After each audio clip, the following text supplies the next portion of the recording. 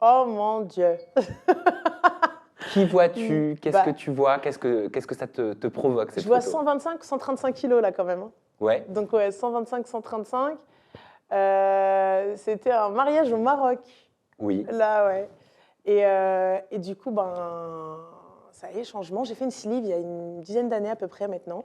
Ah, t'as fait une sleeve. Ouais, j'ai fait une sleeve. Ok. Et du coup, ben, ça a été, je pense, la meilleure décision. Mais comme je le dis, moi, ça a réussi. Et pour d'autres, ça ne réussit pas. Et toute chirurgie n'est pas à prendre à la légère.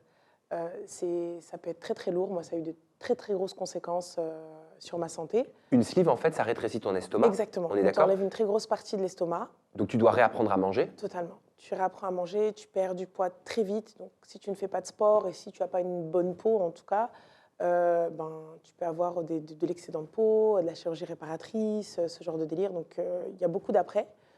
Moi, grâce à Dieu, j'ai pas eu besoin de chirurgie réparatrice. Mais derrière, ça m'a mis dans une sorte d'anorexie mentale, en fait. Donc, je Oui. me voyais toujours grosse, alors que je rentrais dans les 34, quoi. T'as perdu combien de kilos en combien de temps? J'ai perdu très, très vite. Je suis descendue jusqu'à 50 kilos à peu près. En plus, t'es grande, hein? Ouais, je fais 1m73. Et pour les gens, j'étais malade et je voulais pas le dire. Ok. Alors que moi, j'étais en train de dire, mais non, mais j'ai des photos, j'étais extrêmement mince. Vraiment très, très mince, la peau sur les os. Et tu le voyais pas? Je le voyais vraiment pas. Comme je voyais pas le côté où j'étais vraiment. Bah, j'étais en obésité morbide. Et tu le voyais pas quand t'étais en obésité morbide? Pas du tout. Et Pas quand du on tout. te le disait, ça te faisait quoi? Ça m'agaçait.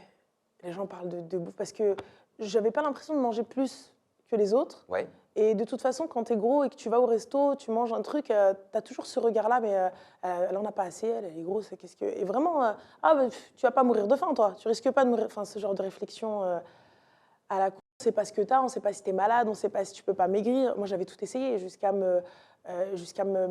m'évanouir. Le régime avec juste de la pomme et de l'eau, que de la soupe aux choux. J'avais vraiment tout essayé. Après, à la fin, j'ai décidé de vivre avec, jusqu'à ce que tu te rendes compte, en fait, que là, maintenant, aujourd'hui, dans les magasins, tu peux trouver les grandes tailles. Tu peux trouver du oversize et tout, il n'y a pas de problème. Mais à mon époque, non.